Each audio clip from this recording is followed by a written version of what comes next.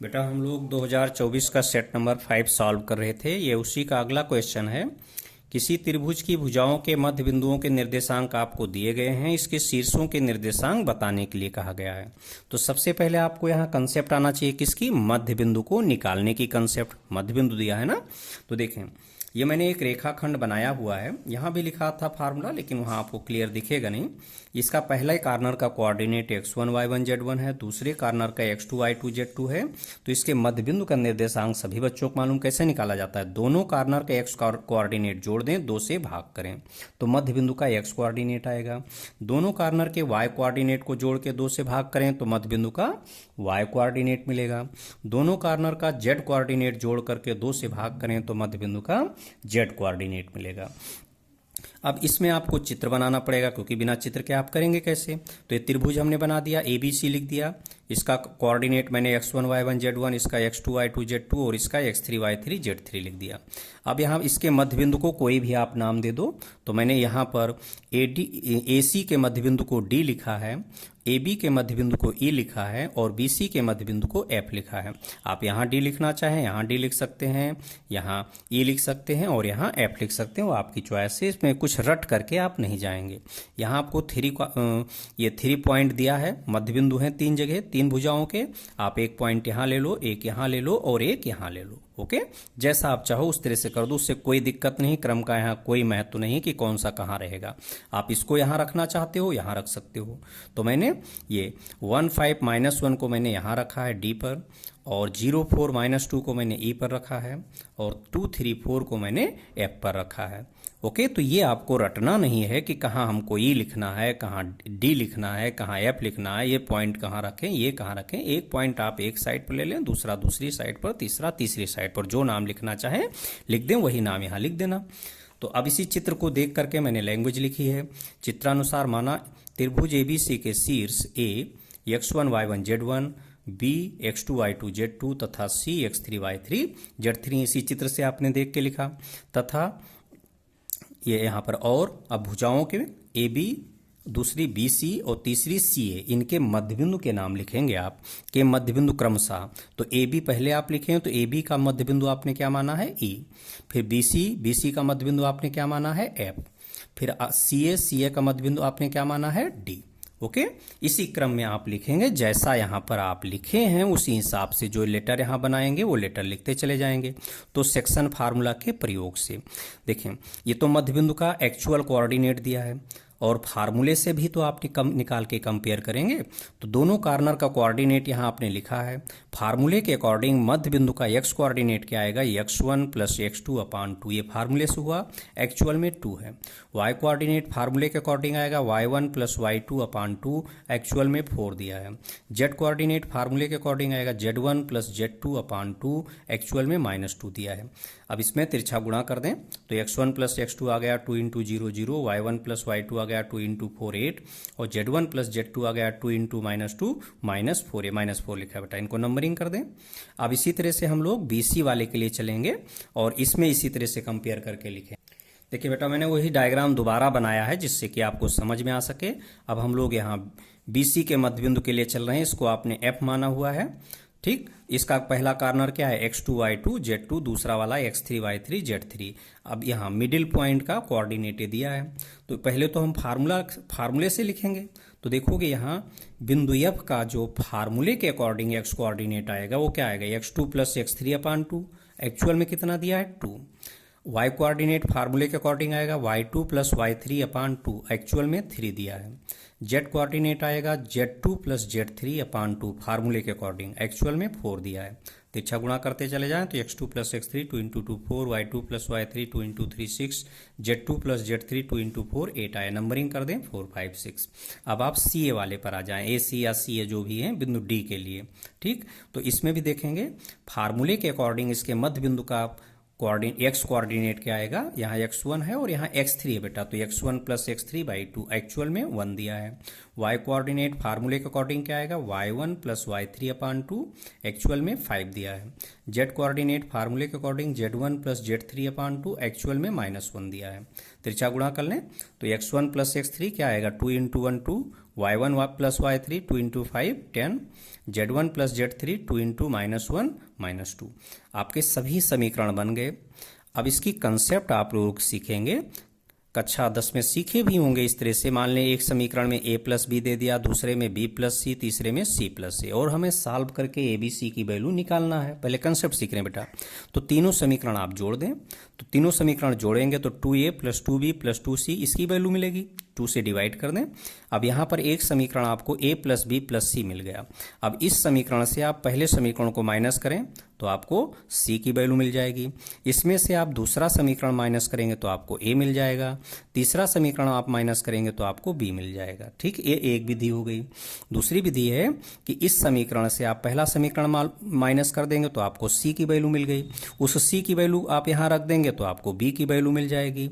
अब आपको और c की वैल्यू यहाँ रख देंगे तो आपको a मिल जाएगा। ठीक है, आपकी दो विधियां हैं, जिस विधि से आपको आसान लगे उससे आप सॉल्व करेंगे, आंसर दोनों से सेम आएगा। क्या बताया आपको, यहाँ से इसमें से पहला समीकरण माइनस करें, दूसरा माइनस करें, तीसरा माइनस करें, एक विधि।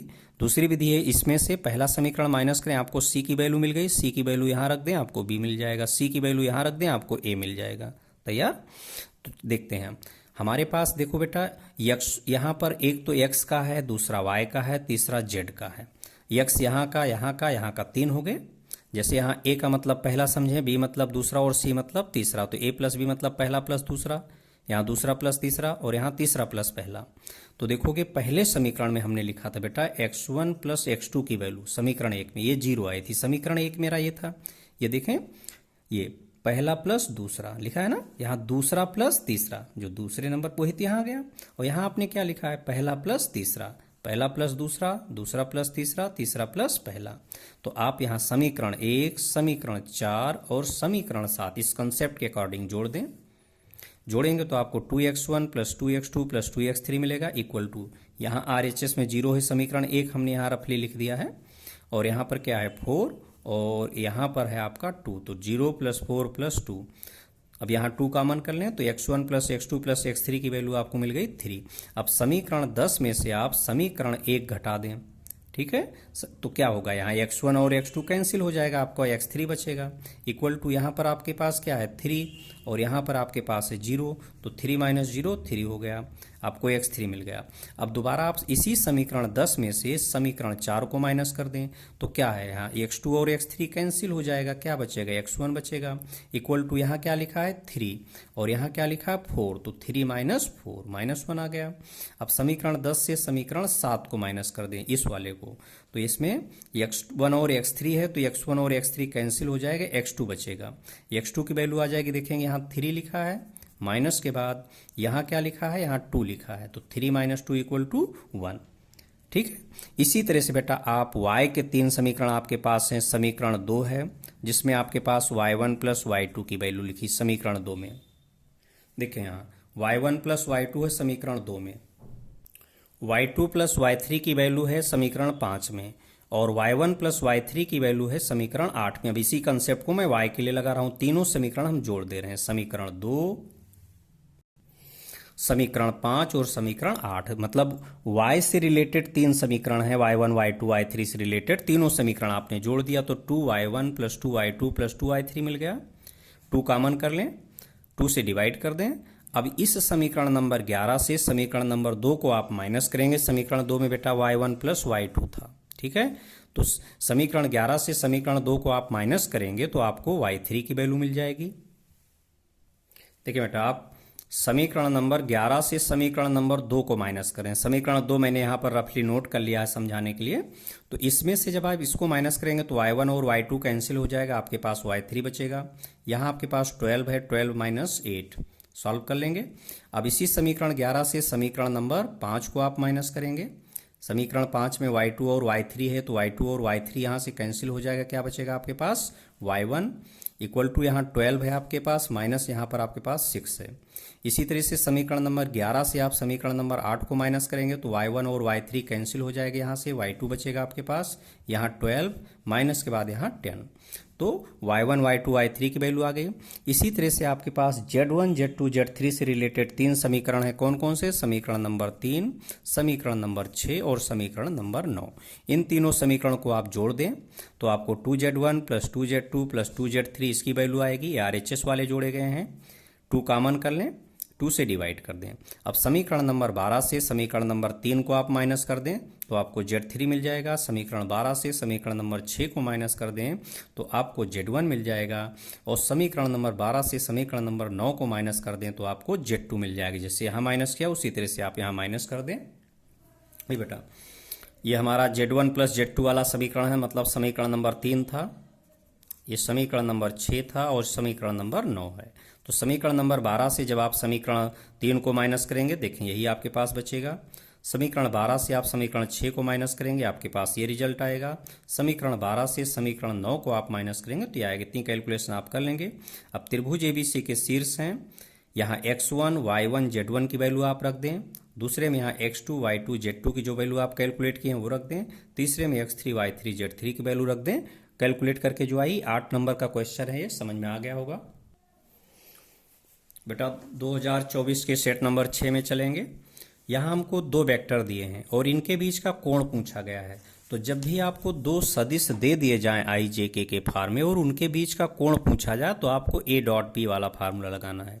यहाँ आपको किसकी किसकी जरूरत पड़ेगी? a डॉट बी की, मॉड्यूलस a की और मॉड्यूलस b की। कोण तो आपको निकालना है। तो अगर आपको 2 वेक्टर आई जे के फार्म में दिया जाए, उनके बीच का कोण बताना हो तो आपको a डॉट बी का फार्मूला लगाना है। ठीक, तो इसमें दोनों सदिश हमें आई जे के फार्म में दिए हैं। पहले को आप a मान लीजिए, दूसरे को b मान लीजिए, a डॉट बी निकाल लीजिए। 1 नंबर का सवाल है, तो i का i से गुणा करें, i के गुणांक का i के गुणांक से, तो 3 दूनी 6, j वाले को j वाले से तो -2 और यहाँ 1, गुणांकों का गुणा हो रहा है बेटा, तो -2 इंटू 1 तो -2 हो गया। k के गुणांक को k के गुणांक से गुणा करें, इतना आ गया। a डॉट पी आ गया आपके पास। मॉड्यूलस a निकाल लें, मॉड्यूलस में अंडर रूट, सीधे सीधे i के गुणांक का वर्ग डायरेक्ट यही रख दें, j के गुणांक का वर्ग और k के गुणांक का वर्ग, और मॉड्यूलस आप वेक्टर b निकाल लें, डायरेक्ट इसी तरह से चलें, i के गुणांक का वर्ग प्लस j के गुणांक का वर्ग प्लस k के गुणांक का वर्ग।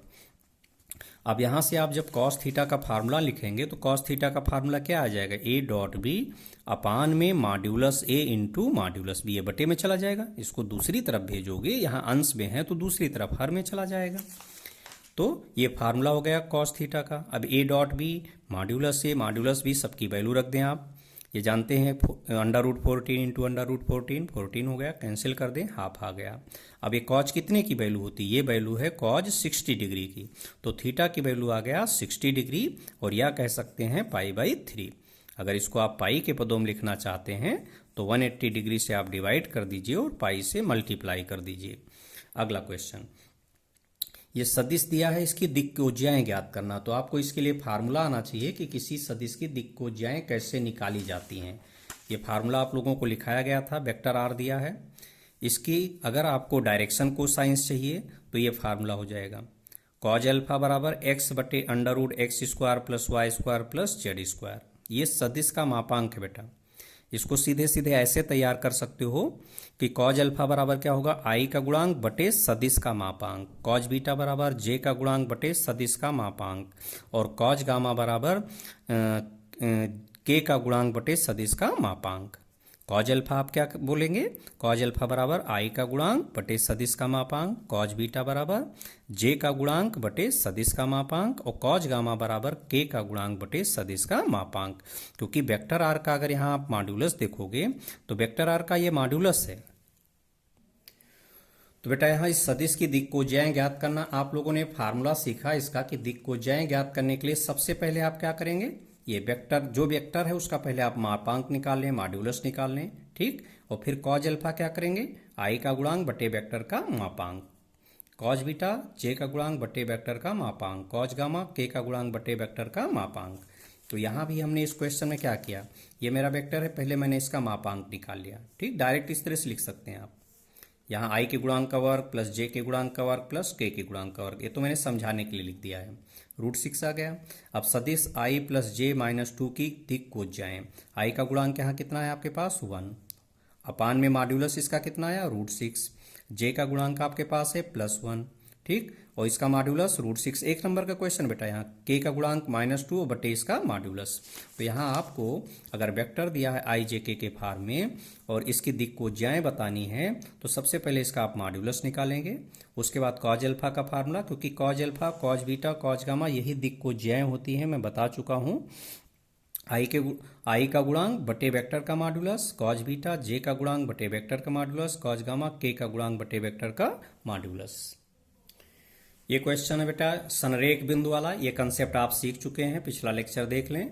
न्यूनतम दूरी से रिलेटेड आपको बताया जा चुका है, ठीक है, कि आप इसमें जो क्वेश्चंस हैं कितने तरीके के आएंगे उसके कंसेप्ट आपको अच्छे से बताई गई है कि वेक्टर फॉर्म में है तब क्या करेंगे और इस कार्टेशियन फॉर्म में है तब क्या करेंगे। ये बेटा न्यूनतम दूरी के 2 फार्मूले आपको बताएं वेक्टर फॉर्म में। ये सबसे पहले आपको यही देखना होता है रेखाएं समांतर तो नहीं हैं, अगर समांतर हैं तो ये वाला फार्मूला लगाएंगे और समांतर नहीं तो ये फार्मूला लगाएंगे, और कार्टेशियन है तो उससे कार्टेशियन से हम लोग वेक्टर फॉर्म में बदलेंगे, फिर इन दोनों फार्मूले में जो लगेगा लगाएंगे। तो चलो देखते हैं, यहाँ समांतर चेक करना है, देख रहे हैं ये स्केलर लिखा लैम्डा के इंटू में इतना है, आई का गुणांक यहाँ क्या है 2, जे का 3, के का 6, और यहाँ पर आई के साथ 2, जे के साथ 3, के साथ 6। अब तो देख लें इसकी वैल्यू कितनी आई 1, इसकी 1, इसकी 1, तीनों बराबर आ गए ना। हमने पहचानना सिखाया था पहले में आई जे के का गुणांक लिखने, बटे में दूसरे में लैम्डा और म्यू के इंटू में जो चल रहा है, स्केलर के इंटू में जो चल रहा है, आई जे के गुणांक बटे में दूसरा लिखते जाएं। सरल कर लें, अगर ये तीनों बराबर आता है तो दोनों रेखाएं समांतर होंगी, तब समांतर वाला फार्मूला आप लगाएंगे ये वाला, अदरवाइज दोनों रेखाएं समांतर नहीं होंगी। तो इस क्वेश्चन में दोनों रेखाएं समांतर हैं, आप इस फार्मूले से करेंगे, पिछला लेक्चर देख लें।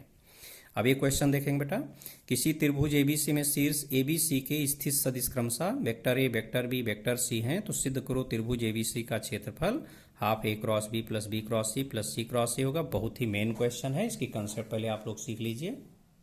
देखिए बेटा, त्रिभुज एबीसी के क्षेत्रफल का फार्मूला होता है, अगर इसमें 2 टाइप से क्वेश्चन आता है, या तो इसके शीर्ष दिए जाएंगे, या तो शीर्ष के निर्देशांक दिया जाएगा, या शीर्षों के स्थित सदिश दिए जाएंगे। निर्देशांक दिया गया है, मान लें कि ए बी सी के कोऑर्डिनेट दिया है, तो आपको O A vector O B vector O C vector लिखना पड़ेगा, इसका स्थित सदिश आपको लिखना पड़ेगा, और अगर इसके स्थित सदिश दिए तो सीधे आपको मिल गया। ठीक, ये तो एक टाइप हुआ। दूसरा टाइप है इनकी भुजा सदिश दिया जाएगा, तो इनकी भुजा सदिश दे देंगे, 2 संलग्न भुजाएं दे देंगे, मतलब आपको बी ए वेक्टर मिल जाएगा और बी सी वेक्टर मिल जाएगा। तो इसका फार्मूला है त्रिभुज के क्षेत्रफल का हाफ मॉड्यूलस के अंदर पहली भुजा क्रॉस दूसरी भुजा। क्या आप सीखेंगे, पहली भुजा क्रॉस दूसरी भुजा। और ये जो भुजाएं चलेंगी बेटा, यहाँ ध्यान से देखना, किसी एक कार्नर को ले लें, मान लें आप बी कार्नर को लेंगे तो आप यहाँ सोर्स मान लेंगे, स्रोत, सोर्स मतलब आप स्रोत, जैसे सूर्य एक स्रोत है ना, वहां से सनरेज निकलती हैं, किरणें हैं, तो इस स्रोत से किरणें निकल रही हैं, तो किधर जाएंगी, इधर की तरफ, यहीं से आप नाम लिखेंगे। अगर आप ए का कार्नर लेना चाहते हो तो यहाँ आप स्रोत मान लें, ए को अगर आप स्रोत मानेंगे तो किरणें किधर जाएंगी, ए से निकलेंगी, पहली किरण इधर जाएगी दूसरी किरण इधर जाएगी। और अगर आप सी पर सोर्स मानना चाहते हैं तो यहाँ पर सोर्स ले लें, स्रोत ले लें, तो यहाँ से जो किरणें चलेंगी, एक किरण इधर जाएगी दूसरी किरण इधर जाएगी। ठीक, और जैसे यहाँ बी से ए की ओर किरण गई है तो इस वेक्टर का नाम होगा बी ए। क्या नाम होगा, बी ए, पहले बी लिखोगे फिर ए लिखोगे, बी ए वेक्टर। और बी ए वेक्टर कैसे निकालते हो, O A vector minus O B vector, आखिरी वाले से पहले वाले को माइनस करते हैं, आखिरी वाले के स्थित सदिश से पहले वाले के स्थित सदिश को माइनस करते हैं। तो त्रिभुज के क्षेत्रफल का जब भी सवाल आएगा तो आपको ये देखना है कि इस क्वेश्चन में मुझे संलग्न भुजा सदिश दिया है, या शीर्षों के निर्देशांक दिए हैं, या शीर्षों के पोजीशन वेक्टर मतलब स्थित सदिश दिए हैं। ओके, अब इस क्वेश्चन को देखिए आप, इसमें लिखा है शीर्षों के स्थित सदिश, शीर्षों के स्थित सदिश लिखा है। इसका मतलब आपको ओ ए वेक्टर दिया है, ओ बी वेक्टर दिया है, ओ सी वेक्टर दिया है। अब ओ अपने पास से यहाँ लिखें, ए बी सी तो क्वेश्चन में, ओ अपने पास से आप लिखें, ये ओ मूल बिंदु है बेटा, इसी के सापेक्ष सबका पोजीशन वेक्टर बताया जाता है। तो यहाँ लिखना पड़ेगा कि ओ मूल बिंदु है या फिक्स्ड पॉइंट है, ठीक है। अब हमको इसमें किसी एक कार्नर पर, आप चाहो तो ए पर स्रोत मान लो, चाहो बी पर स्रोत मान लो, चाहे सी पर स्रोत मान लो, जो सोर्स है जहां से किरणें निकल रही हैं, क्योंकि कोण का फार्मूला ऐसे होता है, कोण इस तरह बनता है, एक रे इधर जाती, एक इन दो किरणों के बीच कोण बनता है बेटा। ऑलवेज आप कोण की कंसेप्ट सीखे होंगे कि कोण सदैव दो किरणों के बीच बनता है, और किरणें किसी सोर्स से निकलती हैं, किसी स्रोत से निकलती हैं। स्रोत यहाँ है आपका, ओके। तो मैंने यहाँ बी वाले कार्नर पर स्रोत ले लिया है, आप ए पर रखो चाहे सी पर, आंसर आपका सेम आएगा, ओके। तो यहाँ पर बी से इधर जा रहे हैं तो क्या लिखेंगे, ये बी ए वेक्टर, और दूसरा क्या लिखेंगे, बी सी वेक्टर। तो चाहे पहले ये निकालो चाहे पहले ये निकालो, मैंने यहाँ बी सी वेक्टर पहले लिख लिया है। आप बी ए वेक्टर लिखना चाहते हो, बी ए वेक्टर पहले लिख लो। तो बी सी वेक्टर, जब भी आपको बी सी वेक्टर या कोई भी वेक्टर निकालना है तो याद रहे ये लास्ट वाले के पोजीशन वेक्टर से पहले वाले के पोजीशन वेक्टर को माइनस किया जाएगा। तो यहाँ क्या है, सी, तो O C vector minus O B vector, यहाँ से देख के रखते हैं। बी ए वेक्टर इसी तरह से देख रहे हैं, बी से ए पहुंचे हैं तो बी ए वेक्टर, यहाँ से चल के यहाँ जा रहे हैं तो बाद में क्या है, ए, तो O A vector minus O B vector मान रखते हैं यहाँ से। अब त्रिभुज का क्षेत्रफल निकालने के लिए जब हम दो संलग्न भुजाएं इस तरह से निकाल लेंगे तो उसके बाद दोनों का क्रॉस करेंगे, फिर मॉड्यूलस लेंगे। अब इन दोनों भुजाओं का क्रॉस करेंगे आप। अगर ये आई जे के फॉर्म में होते, आई जे के पदों में लिखा होता तब तो हम सारणिक से निकालते, लेकिन यहाँ आई जे के तो बना नहीं है, तो सीधे बी सी क्रॉस, हमने बी सी वैक्टर लिखा, क्रॉस के बाद हमने बी ए वेक्टर लिखा, वैल्यू यहां से देख कर रख दिया। अब जैसे ब्रैकेट ओपन करते हो ऐसे ब्रैकेट ओपन करो, यहाँ वितरण नियम का प्रयोग हो रहा है, आपको कुछ लिखना नहीं, सीधे ब्रैकेट ओपन कर दो, प्लेस मत बदलना, जो लेफ्ट में है वो लेफ्ट में रहेगा, राइट वाला राइट में रहेगा। यहाँ सी है ना, फिर क्रॉस वेक्टर ए, फिर सी क्रॉस वेक्टर बी आपने लिखा, फिर यहाँ माइनस है और यहाँ प्लस माइनस आ गया, बी क्रॉस वेक्टर ए लिखा, फिर माइनस माइनस प्लस हो गया, बी क्रॉस वेक्टर बी लिखा। बेटा याद रखना कि क्रॉस प्रोडक्ट में साइन थीटा आता है, ए क्रॉस बी जब आप निकालते हो, देखो ये ए क्रॉस बी में साइन थीटा आता है, और कोई वेक्टर अपने आप से 0 डिग्री का एंगल बनाता है। अगर दोनों प्लेस पर वेक्टर ए लिख गया, यहाँ vector A cross vector A, तो वेक्टर ए का मॉड्यूलस इंटू वेक्टर ए का मॉड्यूलस, और यहाँ साइन 0 हो जाएगा, क्योंकि वेक्टर ए का वेक्टर ए से कोण कितना होता है, 0 डिग्री, और साइन 0 डिग्री की वैल्यू 0 होती है, तो ए क्रॉस ए क्या आएगा, 0 वेक्टर, क्योंकि क्रॉस प्रोडक्ट में वेक्टर आता है, डॉट प्रोडक्ट में स्केलर आता है। तो जब आप b क्रॉस b की वैल्यू यहाँ रखेंगे तो इस प्लेस पर 0 नहीं बनाएंगे, 0 वेक्टर बनाएंगे, इसका ध्यान रखना। तो आपको ये मालूम चल गया कि b क्रॉस b 0 क्यों है, क्योंकि b क्रॉस b का मतलब मॉड्यूलस b इंटू साइन के आगे 0, क्योंकि कोई वेक्टर अपने आप से कितना कोण बनाएगा, 0 डिग्री, और साइन 0 की वैल्यू 0 होती है, तो ये 0 वेक्टर आ गया, ओके। अब यहाँ पर सी क्रॉस ए लिखा, जब भी ए बी सी टाइप में चलेगा बेटा क्रॉस में, तो आपको ऐसे देखना है, यहाँ ए यहाँ बी यहाँ सी, तो इसको हम सेट करेंगे, ए से बी पहुंचेगा मतलब ए क्रॉस बी आप लिखिए, बी से सी पहुंचिए, बी क्रॉस सी लिखिए, सी से ए पहुंचिए, सी क्रॉस ए लिखिए। अगर आपको क्रम बदलना पड़ा तो याद है कि alpha cross beta equal to क्या होता है, माइनस बीटा क्रॉस एल्फा। अगर यहाँ क्रम बदलेंगे तो चिन्ह बदल जाएगा, क्यों, क्योंकि क्रॉस प्रोडक्ट क्या होता है, वेक्टर क्वांटिटी। जो क्रॉस प्रोडक्ट है ये वेक्टर क्वांटिटी के लिए आता है, यहाँ से जो क्वांटिटी मिलेगी वो वेक्टर क्वांटिटी मिलेगी, और यहाँ पर जैसे ही आप डायरेक्शन बदलेंगे चिन्ह बदल जाएगा, उत्तर से दक्षिण जाएंगे चिन्ह बदल जाएगा। तो इसमें यहाँ तो सी क्रॉस ए लिखा है, मैं सी क्रॉस ए चाहिए, इसके बाद यहाँ पर क्या लिखा है, सी क्रॉस बी, और हमको क्या चाहिए बेटा, बी क्रॉस सी चाहिए। तो जैसे ही इसका डायरेक्ट यहाँ बी और यहाँ सी लिखेंगे, फार्मूला है एल्फा क्रॉस बीटा बराबर क्या होता है, minus beta cross alpha, okay, ये मैंने फार्मूला लिख दिया है। और तो यहाँ बी और यहाँ सी लिखेंगे, चिन्ह बदल गया। इसमें मुझे ए क्रॉस बी चाहिए, बी क्रॉस ए लिखा, ए क्रॉस बी लिखेंगे, इसका चिन्ह बदल गया, और ये बी क्रॉस बी क्या हो गया, 0 वेक्टर। यहाँ ध्यान रखना, एरो नहीं बनाएंगे तो आपके मार्क्स कटेंगे। यहाँ पर फार्मूला लिख दिया, और इसमें बी क्रॉस बी वाला भी फार्मूला लिख दें बेटा कि बी क्रॉस बी 0 वेक्टर कैसे हो गया, फार्मूला लिख दें कि एल्फा क्रॉस एल्फा वेक्टर बराबर 0 वेक्टर, ये भी इसमें शामिल कर लें। अब त्रिभुज एबीसी का क्षेत्रफल का फार्मूला जानते हैं, हाफ मॉड्यूलस के अंदर पहली भुजा क्रॉस दूसरी भुजा, इसको हम लोग निकाल चुके हैं। अगर आप यहाँ हमने स्रोत किस पर माना है, बी पर। अगर आप यहाँ स्रोत सी या ए पर मानेंगे और इस दोनों भुजा का क्रॉस निकालेंगे तो हो सकता है आपको मिले माइनस, सेट करने के बाद minus A cross B, minus B cross C और माइनस सी क्रॉस ए। जब आप इस तरह से सेट कर लेंगे, जैसे यहाँ बताया कि हमें A cross B, B cross C, C cross A की तरह सेट करना है, ये फार्मूला लगाकर जब आप सेट करेंगे हो सकता है तीनों प्लेस पर माइनस आ जाए। तो जब क्षेत्रफल लिखेंगे तो क्षेत्रफल में फार्मूले में क्या आता है, फार्मूले में आपका आता है हाफ मॉड्यूलस के अंदर पहली भुजा क्रॉस दूसरी भुजा। तो जब आप इसको फार्मूले में सेट करेंगे बेटा, मैं यहाँ लिख दे रहा हूँ half minus A cross B minus B cross C minus C cross A, क्योंकि आपको ये रटना नहीं है, आप इसको दो बार हल कर लीजिएगा। एक बार हमने यहाँ बी पर माना है, दोबारा आप स्रोत सी पर रख लीजिएगा या ए पर रख लीजिएगा, क्योंकि पेपर में आपको याद नहीं रहेगा किसको माना गया था। बी को मान के आप हल किए हैं, सी को तो वहाँ परेशान हो सकते हैं। तो इसलिए आप एक बार ए को मान के निकाल लीजिए, एक बार बी को और एक बार सी को सोर्स मान लीजिए। जब आप ए को स्रोत मानेंगे तो किरण यहाँ ए से बी जाएंगे, फिर ए से सी जाएंगे। अगर आप सी पर स्रोत रखेंगे तो सी से बी जाएंगे, सी से ए जाएंगे। तो उसमें क्या होगा, जब आप सेट करेंगे इस फार्मूले को लगाकर ए cross B, B cross C, C cross में, तो यह सब माइनस में आ जाएंगे, या तो सभी प्लस में आएंगे या सब माइनस में। अब -1 आप कॉमन कर लीजिए, -1 का मॉड्यूलस क्या होता है, +1। तो कुल मिला के अगली स्टेप में सीधे यही आ जाएगा, A cross B plus B cross C और प्लस सी क्रॉस ए। सभी बच्चों को तैयार हो गया, काफ़ी मेन क्वेश्चन है, अच्छे से तैयार करें इसको। तो बेटा अगर आप लोगों को लेक्चर समझ में आ रहे हैं, कंसेप्ट समझ में आ रही है, तो अपने दोस्तों को भी इसको शेयर कर दीजिए, चैनल सब्सक्राइब कर लीजिए, लाइक एंड कमेंट कर दीजिए। कमेंट में बताइए कि आपको समझ में आ रहा है, नहीं आ रहा है, क्या है।